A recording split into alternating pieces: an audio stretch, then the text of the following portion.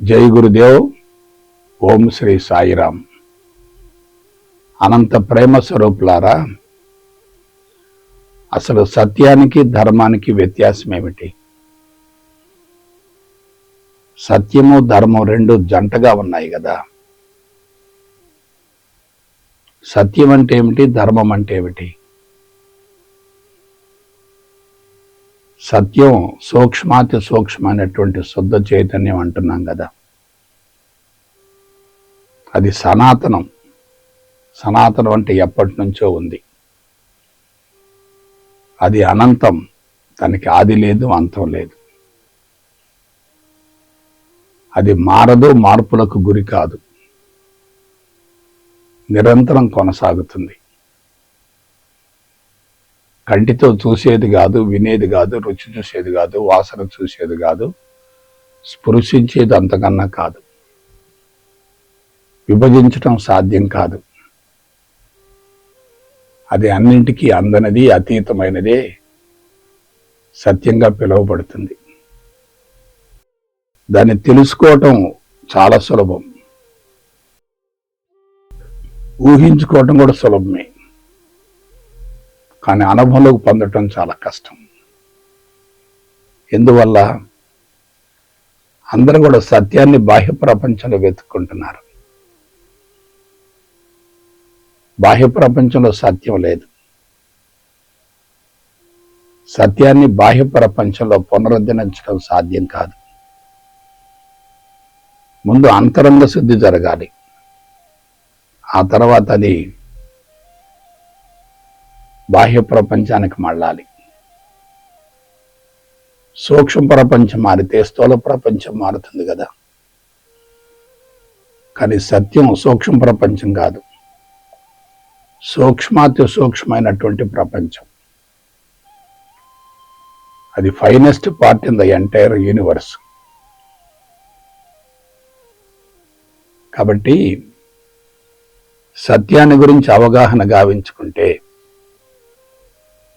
ధర్మం మనకు స్వాధీనం అవుతుంది. ధర్మాన్ని గురించి తెలిసిపోతుంది. సత్యం అనుభవంలోకి వచ్చిందంటే దానితో పాటు ధర్మం కూడా అదే తరహాలో ఉంటుంది. సత్యము ధర్మం రెండు వేరు కాదు. అంతరంగం శుద్ధిగా లేదనుకోండి, అక్కడ ధర్మానికి అవకాశం లేదు. అవి రెండు కూడా సమాన మోతాదులో సమాన స్థాయిలో ఉంటాయి. ఒకటి మాత్రం సూక్ష్మాతి సూక్ష్మంగా ఉంటుంది, మరొకటి మాత్రం స్థూలంగా ఉంటుంది.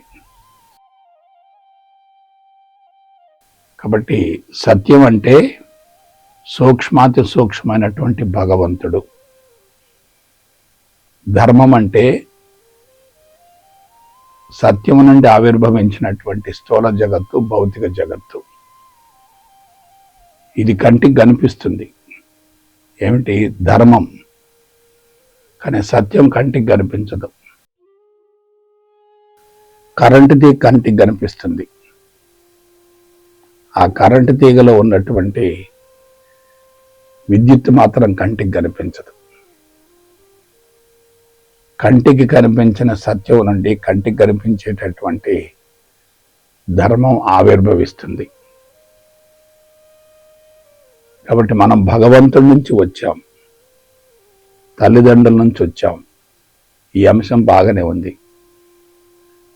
కానీ మనం ధర్మబద్ధమైన జీవితాన్ని కొనసాగిస్తేనే జీవితానికి అర్థం, పరమార్థం చేకూరుతుంది. ధర్మబద్ధమైన జీవితాన్ని కొనసాగించాలంటే సత్యాన్ని గురించి అవగాహన ఉండాలి. సత్యాన్ని గురించి అవగాహన లేదనుకోండి, ధర్మోద్ధరణ సాధ్యం కాదు కదా. కీలకమైన పాయింట్ చూడండి ఒకసారి. సూక్ష్మాతి సూక్ష్మమైనటువంటి శుద్ధ చైతన్యం రూపాంతరం చెందినందువల్ల భౌతిక జగత్తు ఆవిర్భవించింది. సూక్ష్మాతి సూక్ష్మమైనటువంటి శుద్ధ చైతన్యపు స్థితే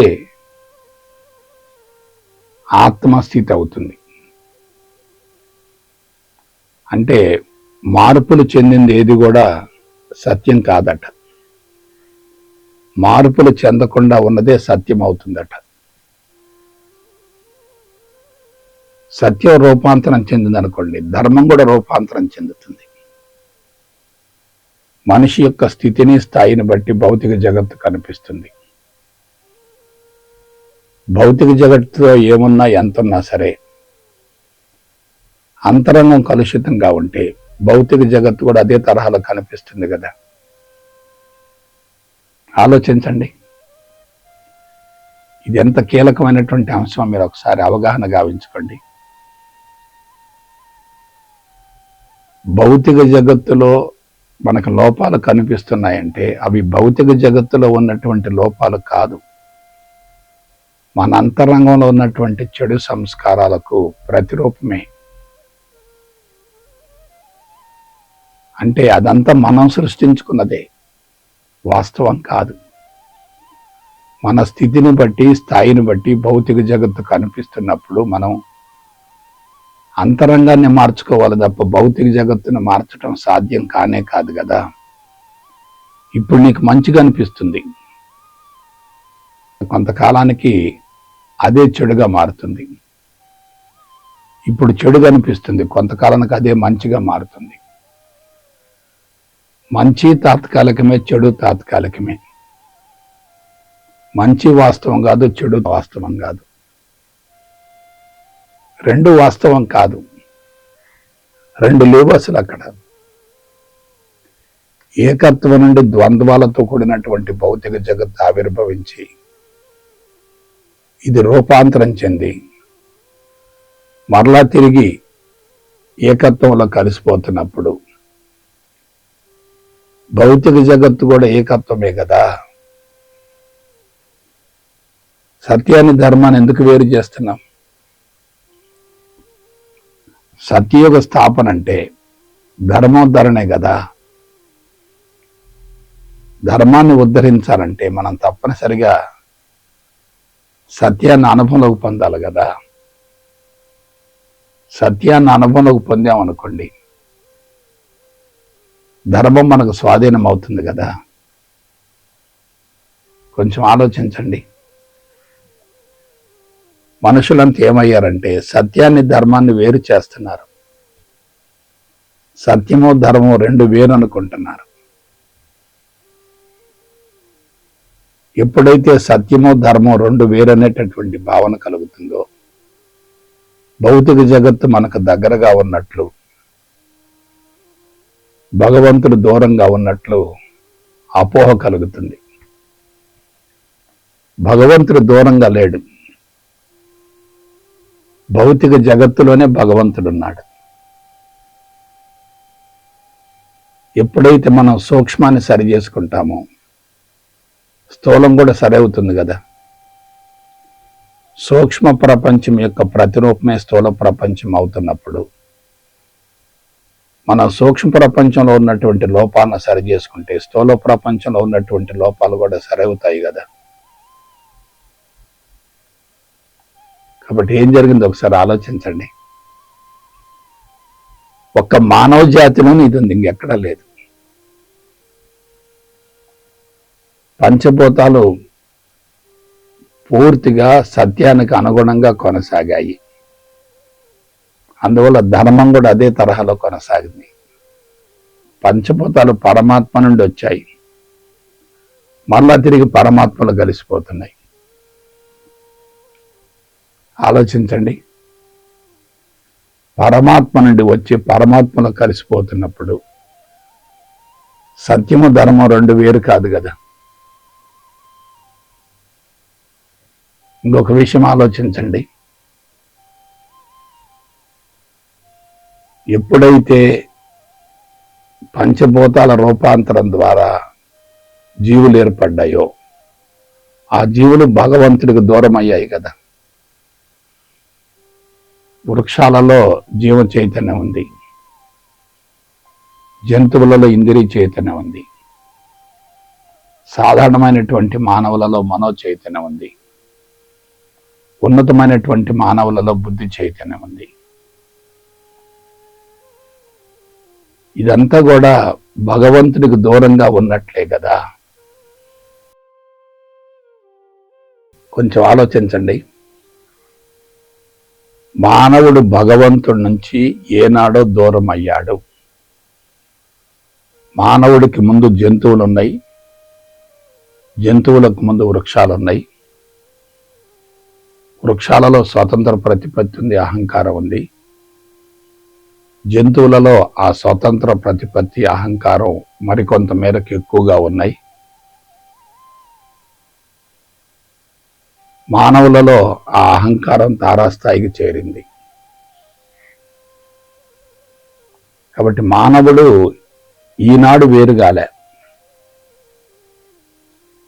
వృక్షాలు ఏర్పడ్డప్పుడే వేరయ్యాడు. వృక్షాలు ఎప్పుడు ఏర్పడ్డాయి? కొన్ని వందల కోట్ల సంవత్సరాల క్రితం ఏర్పడ్డాయి. అంటే ఇది ఆకస్మికంగా జరగలేదు.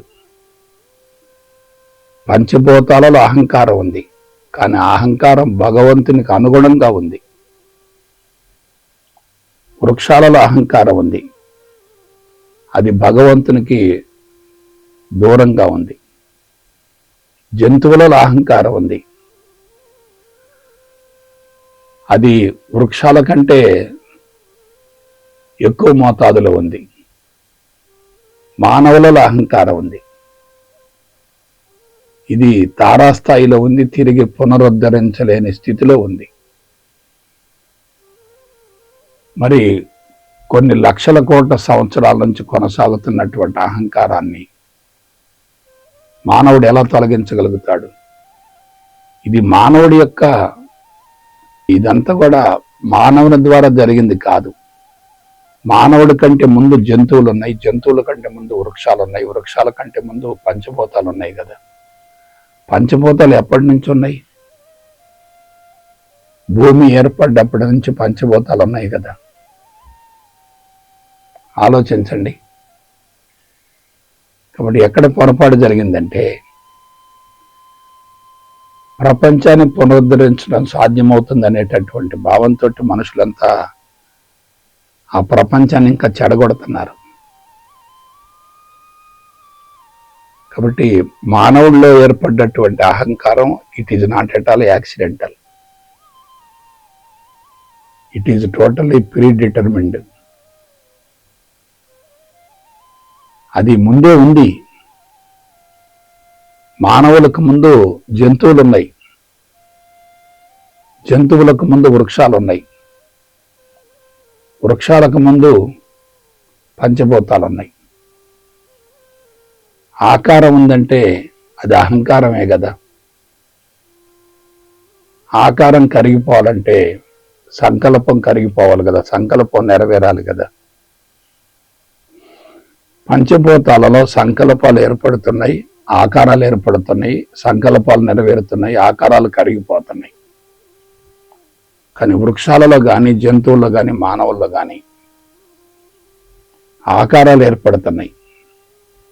ఆకారానికి ముందు జీవుడు ఉన్నాడు.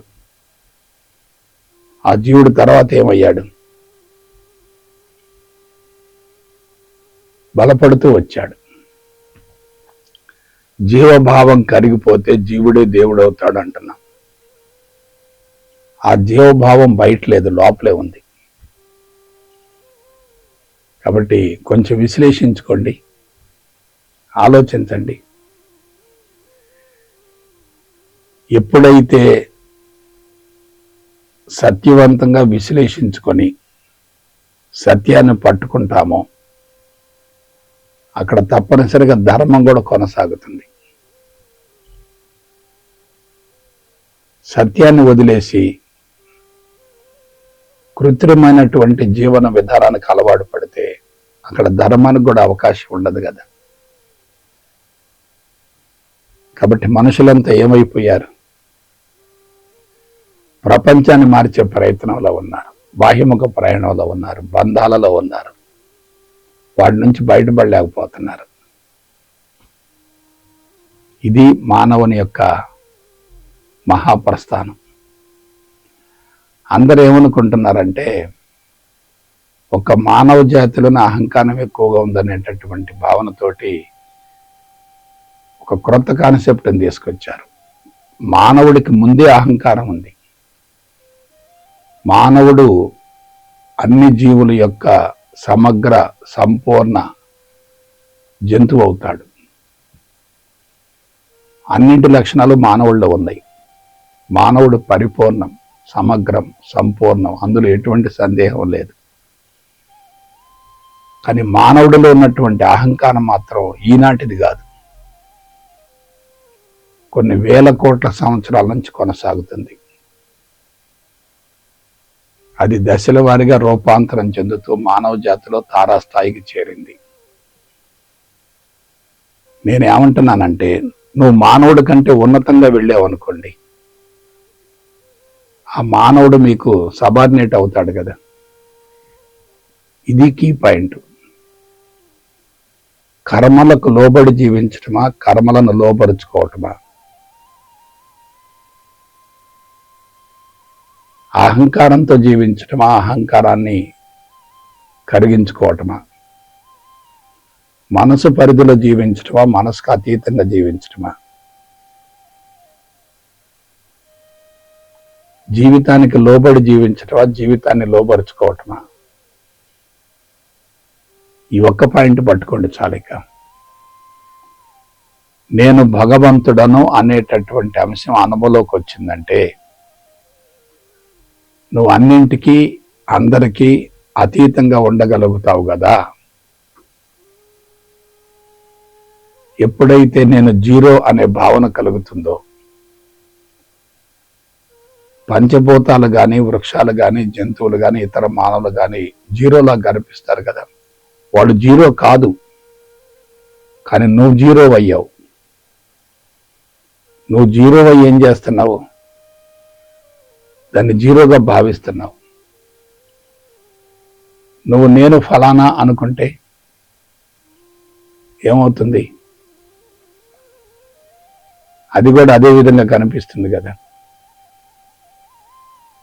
దృష్టిని బట్టి సృష్టి కనిపిస్తుంది అంటారు కదా. ఆ దృష్టి వెనుక ఏమున్నాయి? సంస్కారాలు ఉన్నాయి. సంస్కారాల స్వభావాన్ని బట్టి భౌతిక జగత్తు కనిపిస్తుంది. కాబట్టి సత్యవంతంగా జీవించడం ప్రారంభిస్తే ధర్మం ఆటోమేటిక్గా స్వాధీనం అవుతుంది. సత్యవంతమైన జీవితాన్ని కొనసాగించలేకపోతే ధర్మోద్ధరణకు అవకాశం లేదు. ఇది వ్యక్తికి సంబంధించింది కాదు, సామూహికమైనది.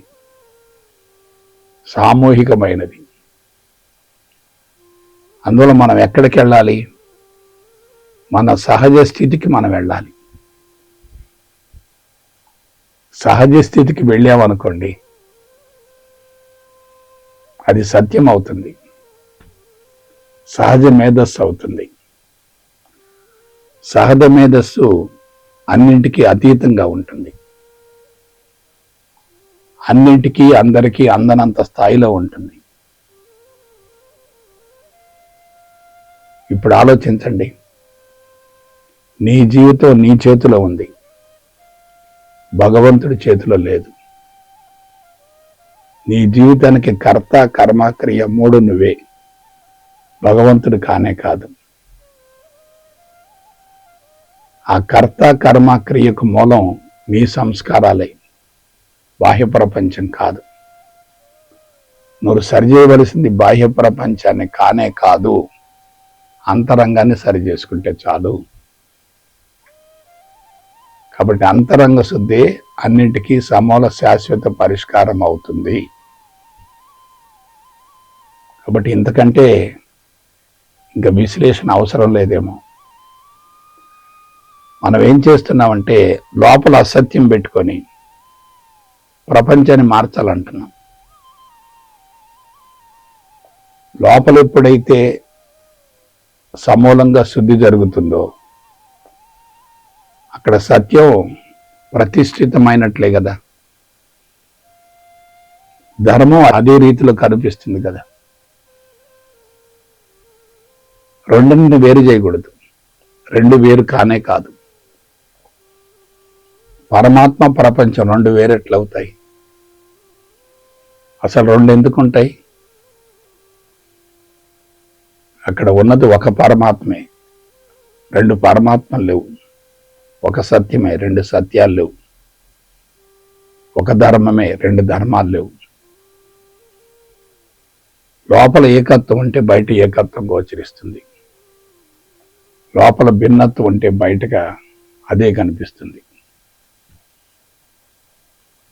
అందువలన టెక్నికల్గా, శాస్త్రయుక్తంగా ప్రతి విషయాన్ని విశ్లేషించుకోగలిగితేనే మనకి స్పష్టత ఏర్పడుతుంది.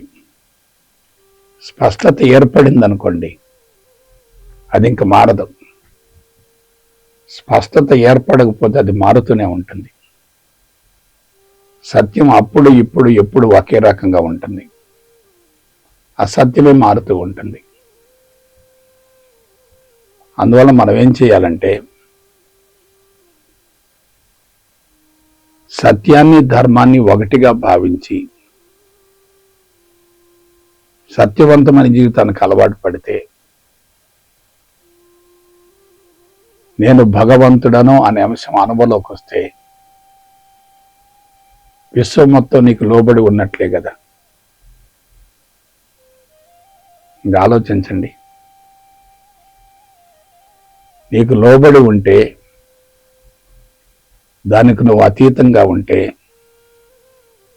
నీ ప్రజ్ఞ విశ్వవ్యాప్తం అవుతుంది కదా. అదే పరిమితంగా ఉంటే, బంధాలలో ఉంటే